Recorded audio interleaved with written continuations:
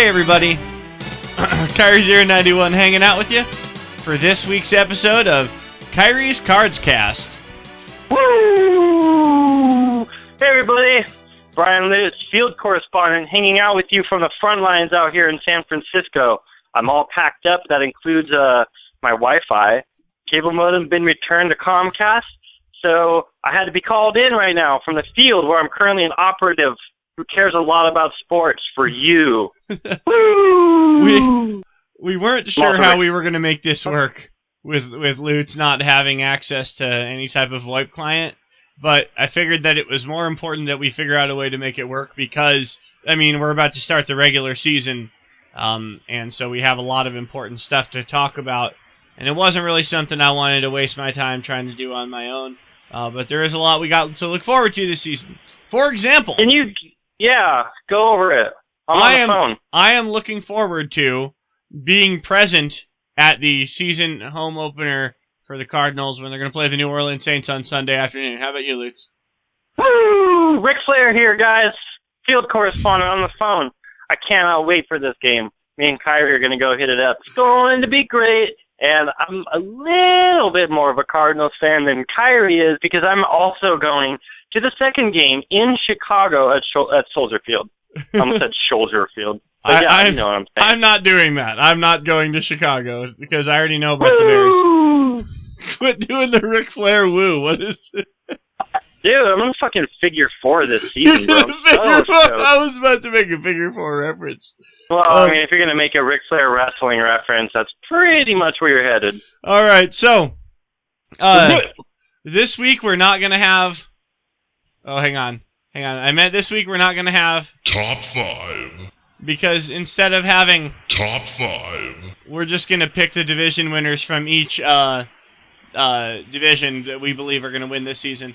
But I did, however, post on Reddit asking for people's suggestions on their... Top 5. And there were a couple of really interesting... Top 5. That I thought I should at least give a shout out to a guy who gave me a laundry list of Top 5 suggestions. His username on Reddit is mind_elevated, but the reason I'm really impressed with this guy is because of his flair on the AZ Cardinals subreddit. Most people's flair, like mine for example, is a little Calais Campbell jersey, a little 93 jersey. That's what most people's are, Cardinals logo. Mind Elevated's flair, it just says Stanton to Canton. Woo!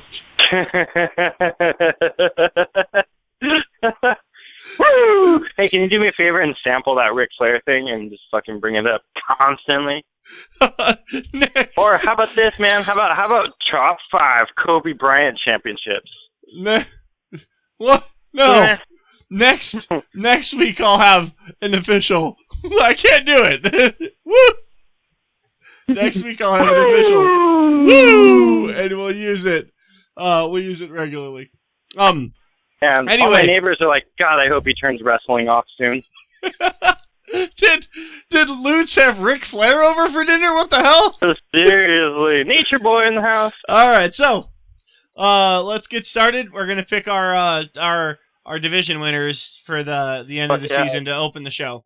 So we're gonna start with the AFC North. Who is it, Lutes? I did a little bit of thinking, and I'm kind of on the fence for this because I think the division comes down to the Ravens and the Steelers. Who wins it? And Ravens win it, but the Steelers take the wild card. I know you didn't ask me that. I think the Steelers do more in the playoffs, but I think the Ravens defense has them be more consistent throughout the season. I will. I'm going to go with Pittsburgh to win the AFC North. AFC East. Who gets it? Come on, the Patriots. Oh, God, I mean, I have to fucking pick the Pats, dude. Yeah, I know. Who's going to beat them out? The Jets? I want to say Dolphins so bad, man, but, like, you can't do that. You cannot do that. It's so dumb. Pats. Okay, AFC South. Colts. It's a Colts. AFC South is the single division lock of the 2015 NFL season. Yeah, with the Colts it's winning a Colts. So yeah, yeah, more so than the Patriots being a lock in the AFC East. The Colts are a definite lock in the truest sense in the AFC South. Okay. No contention. AFC West, who's going to win it? Chiefs. Yeah, we said it at the same time. Chiefs. I think it's going to be the Chiefs. Too. I feel like this is going to be Peyton's Brett Favre year. Remember how Brett Favre sucked his last year? I think that's just this year for Peyton. Yeah, and then it's just like, you could have left on a high note, but you just had to keep getting that paycheck. I cannot blame you for that. Right, no, I'm implied a lot more money than you're going to make for 1 year's work, so I'm going to agree. Yeah. Okay. He'll probably make more money than I'll ever make this single season for him. So, yeah. NFC North. NFC North. This is a kind of tough one. I kind of told you some shit on the side. I'm not going to repeat it here now that I'm being recorded. So I have to go with the Packers, dude. Although I will say that I was secretly picking the Vikings, but yeah, the Packers. But that's a secret, so don't tell anyone.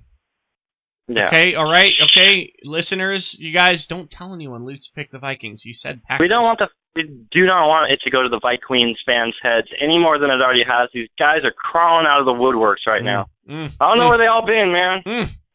I'll go. I'm actually gonna go with the Lions for the NFC North. I think the Lions are gonna do something fun this year. Right. I think Stafford's solid. I think that I feel like the Lions are gonna do something fun. I know their defense isn't what it was, but. Well, that's the thing. Is the Lions remind me a lot of the Cardinals in that respect. They do have Megatron, so they got the guy that everybody knows. But I think they're so well-rounded with just good position players that they kind of fly under the radar because none of those guys really stand out. And you lose Stu, and people are like, oh, I knew that guy's name, so you must not be as good next season. Yeah. But that's not the case. The Lions are really balanced. So I totally agree with your pick that, they could just suddenly come up and stomp this season, just like the Cardinals. But, yeah. NFC East. Eagles. Oh, God damn it. Yeah, dude, everybody turn this off for a sec. Fucking Eagles are... Not only are the Eagles going to win the NFC East, but I have this really weird feeling this year, like the Eagles might fucking win the Super Bowl, dude. It's so stupid. I hope not, but I get where you're coming from. If it's not the Eagles, if it's not the Eagles in the NFC East, who is it? It's the Cowboys. The Cowboys, right? Because it's not. I mean, it's not. It's certainly not the Skins, and maybe the Giants might surprise the world like they do sometimes. Well, but here's what I've said about the Giants. The Giants totally underplayed last season and were shockingly bad. And with bringing Victor Cruz back, having Beckham Jr. get another year under his belt, making some improvements, you never know, man. The Giants shouldn't have been so bad last year, and maybe they're going to be great this year. But I got to go with the Eagles. All right. In my opinion, the worst division in football, the NFC South. I know, right? It doesn't matter. I mean, do we have to pick a winner from this division? Does it matter? Well, yeah, they're all four losers to a certain degree. I mean, none of them are going shit in the playoffs. But I'm going to pick the Falcons. I think it really would come down to the Falcons and the Saints. But my thing with the Falcons is that they've had who? The Panthers. The Panthers? Nah. Yeah. I would have wanted to say so, but they're just dealing with a ton of injury shit, dude. This is not their year, man. They might still squeeze some shit out, but it is just not their year for any type of run or even a division title. So I got the Falcons. The reason is because the Falcons have had an elite offense for a good while now. Matty Ice is a real deal quarterback. They just haven't had anything on defense. And so bringing in Dan Quinn, getting Vic Beasley out there, we'll see, dude. I mean, they have a shot at having a major turnaround season. So I got them until they prove me wrong. And do we need to pick the NFC West division winner, or do we already know? It's going to be the Cardinals. It's going to be the Cardinals at 16-0. No. I mean, let's be realistic now. 13-3, 12-4 at worst. That's my. I'm not playing. That's my. I've looked over the schedule and picked wins and losses. 12-4 is not crazy at all. It's another win from last year. We were all injured and shit. So some dickbag. I got to stray off topic here. I don't have the report in front of me, but some asshole who works for Sports Illustrated did an article today on SportsIllustrated.com about how and he picked he picks every game for every team every year before the season starts. He put the Cardinals on 5-11 with it gets even better. No, it gets even better. 10-game losing streak in the middle of the year. We open 2-0. and then we lose 10 in a row, according to this dude. And then we win Really? 2, lose 1, win 1. And he has us beating Seattle at the end of the year in Week 17 because he believes that's going to be a meaningless game for the Seahawks, so the Cardinals will win. He's like, you guys aren't actually going to win this game. The Seahawks are not going to play the game. That's right. Cool. So, does he think it's like the St. Louis Cardinals that are playing football this year, or what's his reasoning for thinking that the Cardinals are going to have less than half of the wins? He basically said that the Cardinals have had a great deal of fortune in the last couple of seasons, and that they're not as good as their record says they are. That's cool, because I think we had one of the toughest strengths of schedule last year, even as well, when we went 11-5, riddled with injuries and fourth-string quarterbacks, finishing in the playoffs with a quarterback that fucking came in a couple weeks prior. Right. That guy's an idiot. I mean, you can ask Vegas and those Vegas odds makers. They typically know more than just these fact because they got real world money on the line if they're wrong. You know what I mean? Exactly. And lots of it. Exactly. They literally put their fucking money where their mouth is. So we got to move on. We're already 12 minutes into this damn show. Let's look back at some roster cuts. Surprisingly, Thomas and Sims both let go. I know, man. How is Logan Thomas the future going to make his miraculous comeback to Arizona now that he's on the Dolphins? You know what? There's a lot of people who I have seen suggest that it was a wasted pick, a 4th-round pick on Logan Thomas. We gave him 1 season, and then we cut him. Is that a waste on a quarterback? And I don't think so. I think that's a wasted pick on pretty much any other position. But I think the quarterback, if you draft him in the 4th, 5th, 6th, or 7th round, they're usually going to be a camp arm anyway. Now I know you get the once in a generation Tom Brady that's a 6th round pick, or a Tony Romo that goes undrafted, but your 6th round quarterback is not somebody that you look at and say, oh, how can we develop him into a starter? You draft him, you let him have some fun in camp, you cut him after a season or whatever. You don't build your future around your late round draft picks. That's what I think. I think if it was any other position that you picked up in the 4th round, you got to give him more than a season. But for quarterback, I don't feel like that's the case. Yeah. I mean, you know what you're looking for the position, so I think it was really apparent by the time that he was cut what we were going to get from him. It's just kind of sad because he did have a decent showing on his last play for us, and was even afterwards saying I feel like I did what I needed to do. I stood tall on pressure, and just seeing him get cut right after that. Sure, in the fourth game of preseason against a bunch of nobodies, he did great. That you know what I never once for a moment felt like Logan Thomas was going to be our future at quarterback. Not even for a second. And it used to blow my mind because so many other people would talk about, we need to focus on developing Logan, or how does this help us develop Logan? Carson can't be around forever. We got to start developing Logan. And I'm thinking he's a 4th round quarterback. We didn't pick him up in the 1st or 2nd round. He came out of Virginia Tech, and he was pretty good at Virginia Tech, but there was nothing there that made you think this is the guy that can take the reins on a permanent basis. When I see Logan Thomas, I see a guy who may have a future as a 2nd string somewhere if he steps his game up. That's my thought on Logan Thomas. Now, when we're talking about quarterback of the future, we all know Carson Palmer ain't getting any younger. It's time to start thinking about who's going to take his place. And it ain't going to be Stanton. He may end up in Canton, but he won't wind up in Arizona. I know you like that, don't you? I think that's why they brought Barkley in, because according to BA, they liked the way Barkley looked when he was coming out of college. I think they worked him out and just check out what he could do or whatever. And maybe they didn't work him out. Maybe they went to a pro day or something. I don't know. Point is, they liked the way Barkley was looking. But obviously, they weren't going to get him because they're just the way the draft worked out. It wasn't going to happen. So Bruce Arians called him intriguing. So I think, and of course they got to say this sort of thing, but Bruce Arians is saying that they got the guy that they'd wanted from the get-go with Matt Barkley. Now, do I think Matt Barkley is the definitive answer for the Cardinals' future? I don't know. It's way too soon to tell. I just don't know that anybody who gets cut in front of Tim Tebow is who needs to start for us. I don't know, man. He didn't get cut. He got anybody traded. Who doesn't win a job over Matt.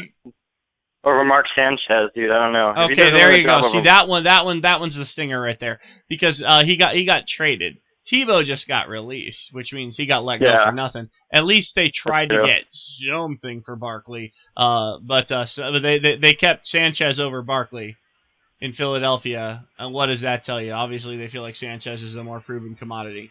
NFC West news. Cam Chancellor is not going to play this weekend against St. Louis. But I don't believe he's gone for good from Seattle. Yeah, they're definitely, I agree, because they're trying to backpedal that. Yesterday there was some news that came out. Apparently Cam Chancellor went and, blocked all of his teammates on Twitter, and that just kind of sent signals that he was bracing to move away from the team. But then today these reports are coming out where he's saying that it's kind of being overblown, the whole issue, and that it isn't even a matter of him necessarily asking for more money. It's just restructuring when the money is to be paid out. Right. Apparently the money in question is less than $1 million. Between the disputed cash is less than $1 million. They're gonna get it worked out. Cam Chancellor ain't gonna walk. They're not. The Seahawks will not let that happen. So he's not gonna play against the Rams. So hey, St. Louis, capitalize on this opportunity because you ain't gonna get it again. But as soon as ASAP, within the next week or two, they will have a deal done with Cam, and he'll be back on the field before Arizona plays him, unfortunately. Yeah, not having a strong safety back there might actually work out in favor of the Rams, who are probably trying to do a big run game, ground and pound. All right, so I have a brief commentary. You don't have to get involved in this one if you don't want to, Lutes, but I want to say some things. Arizona State University got embarrassed by Texas A&M on Saturday. And Kirk Herbstreit, if listeners to this podcast know, Kirk Herbstreit, very respected national writer, picked ASU to win the Pac-12 and to compete in the college football playoff, the 14 playoff. After Saturday's game, everybody is jumping ship on ASU and saying that those dreams are smashed. Now, first of all, nobody thought OSU was going to do shit after the first game last year. Okay? After the first game last year, no one said, oh, that team's going to go win the national championship, and they went on to win the national championship. So I don't put too much stock in the first game. College football doesn't have a preseason, so this is like preseason game number 1 for them, basically, although it counts towards their record. Another thing I want to point out is that Texas A&M had 2 kids, Christian Kirk and somebody else, I can't remember his name, that were Arizona recruits. They played high school ball in Arizona. They were seen as high-level recruits, and they were both considering ASU and a bunch of other schools, UCLA, OSU, and eventually wound up at A&M. And you can't blame them for wanting to go play in the SEC, but everybody's saying, why don't the Sun Devils have a better recruiting effort? Why is it that they fail to keep the big stars here at home? Well, I don't know. ASU needs to build a culture. ASU needs to build a culture centered around winning, and the fans play a big part in that. So when fans jump ship because we lose one game to A&M, that makes the school very unappealing to prospects coming up at high schools in Arizona. They're not going to want to play here for a bunch of fans that jump ship after one loss. So ASU fans, if you want us to have a culture of winning at Arizona State, like Kairi does, quit freaking jumping ship after one loss. Support your team. Damn, bitches. Support your team, bitches. Who the hell takes the first game in college football season like it's bullshit? Bullshit. All right, let's look forward a little bit. Fuck yeah. Earl Watford starting at right tackle in week 1. And Bradley Sowell backing him up, and Bradley Sowell heading on out the door. If you're asking me, dude, Massey will be back in week 3. I don't see where Sowell fits into this picture. Yeah. It's going to be Sowell or DJ that gets cut, and only one of those was just our first round pick a couple months ago. So true. We're not keeping them both. Sowell's gonna, as soon as Massey comes back. I don't see how, unless Watford gets hurt in the first 2 weeks or something like that. Or DJ gets hurt in the first 2 weeks, I don't see how Sowell's still on the roster after week 3 when Massey returns. I don't see it happening. Yeah. And it's weird. It's weird to say that because a couple weeks ago there was the quote: DJ's a rookie. He shows up once a week. Bradley Sowell's a professional. He shows up every day. He shows up and sucks every day. So we're gonna cut him. So yeah, where are we at? Oh, Massey will be back in week 3. BA has said that it's Earl Watford's job to lose. Massey's going to have to compete for it when he gets back. Do you think that's just coach speak, Lutes, or do you think that BA means it when he says that Massey may not have a starting job waiting for him? Well, I mean, I think that's a fair way of putting it. I mean, if you're off the roster for being reprimanded, we already drafted your position and are bummed out we couldn't play that draft pick over you. Then you are getting suspended. Now we got a guy actually starting there. If he starts fitting in and clicking in practice and doesn't just blow assignments like crazy, why the fuck would you draw him back and have Bobby step back up, you know? So, yeah, definitely his to actually, like, fuck up. But he'd have to fuck it up. But if, like, anything else, he makes just a couple of mistakes. That's all it's going to take, you know? So what if Watford just comes out there and plays like standard? Nothing spectacular, nothing mind-blowing, but just average. Do you think Massey comes back and takes over? Yeah, he'll keep. No way, man. No. Okay. No. I believe Bruce about that. I think it's his job to lose at this point because he was available to do the job, unlike other people. All right. How are you feeling about DJ Humphries? I mean, we all know the story about how he was drafted and that he was not who the Cardinals wanted to pick up, but they couldn't get a deal done, so they just had to settle for the guy they had next on their list, which was DJ Humphries. Do you feel like we made a huge mistake picking him up in the first round, or do you feel like it's too soon to tell, or what do you think? I want to say it's too soon to tell, but I think it's going to play out as a mistake in the sense that I don't believe he's going to be a long-tenured tackle for us. Yeah, it sucks.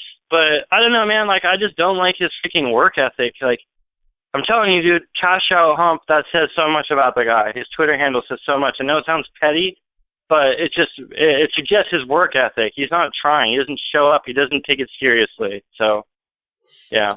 So I don't know. Yeah. Never mind. Final Cardinals-related question going forward. Do you think it's time that we try to adopt a nickname for our wide receiver core and start calling them the Legion of Zoom? I think it'd be horribly dumb to have it be like a mimic of a rival divisional team's like core squad. I mean, that's kind of dumb, right?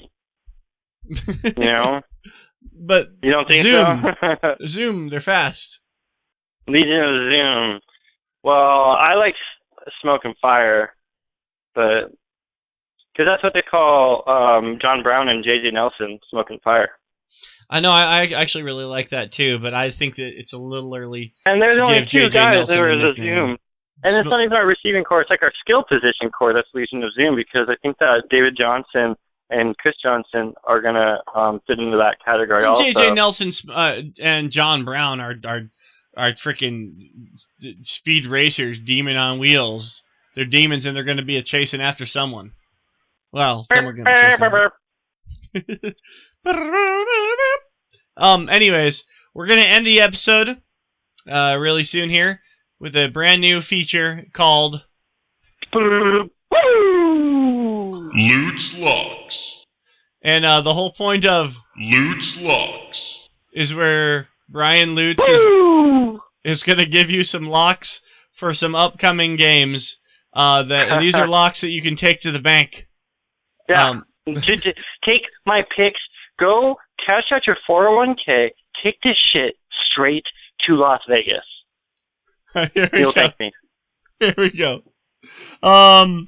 Pittsburgh at New England, the Thursday night game. Who's winning? Oh, all right, folks. This is my lock pick of the week, a Pittsburgh and New England showdown. You know, it's so one-sided. It's an obvious lock game where the winner is so clear. Woo! Pittsburgh Steelers. At New my England? lock pick of the week. I'm picking Pittsburgh Steelers. You go take out your 401k. You bring it out to Vegas, and you say, I don't have to worry about setting retirement aside because I have Lute's lock pick of the week in my hands. Have you ever the Steelers, please. Have you ever heard the commercials where they try to like tell you to call to get like insider tips from some dude? Dude, there's this guy on YouTube who's like this old white man, and he wears like aviator shades and like has his voice all scratchy. He's like, call Joey Batuno at 1-800 I love picks. I mean, that's your greatest NFL picks. Dude, get out of here, Joey. Yeah, so weird. Make way for Lutes. And he's like, the video's like 20 seconds long, and all he does is tells you his phone number. I know. Like, he doesn't actually make no, he's advertising, and then you call, I know. And for like $9, you can hear his pre-recorded message with his pick. when I watch a 20-second long clip and it's a guy telling me to call a hotline, I know I'm being advertised to. Okay. All right. All right. The other game I would like you to hear you pick for Green Bay at Chicago. Okay, guys, Lutes, the lock pick of the week. We all know Jay Cutler's a hot up-and-coming quarterback, and you got Kevin White in the first round. Great receiver. Unfortunately, both of those guys are on life support at the moment. So I think the Packers are going to... Yeah, okay, for real, though, I was kind of joking with the Pittsburgh pick.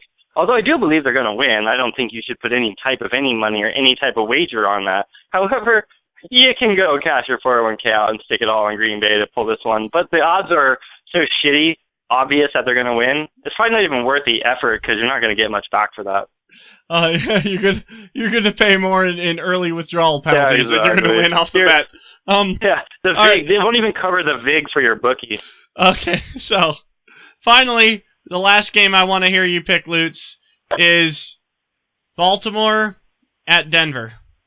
Hey guys, Lutes here. Woo! Last pick of the week coming in for you.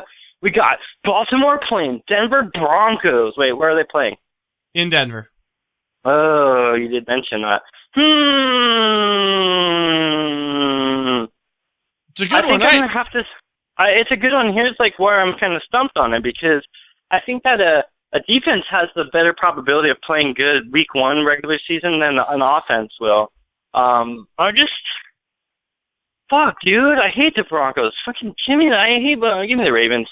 Okay. Nobody go bet on this. It's not a lock pick. It's my pick. All right, guys. Ravens. So that was this week's edition of Lutes Locks. Hang on. I got to do it again. Lutes Locks. Damn it. Stop it. Lutes Locks. Stop it. All right. Okay. So there is a Cardinals game. There's a Cardinals game. They're playing the Saints here in Arizona. Final score right now, Lutes. End the show with the final score. 24-17. 28-6. The Saints blow. No. The Saints. It's not field goals. The Saints blow an extra point.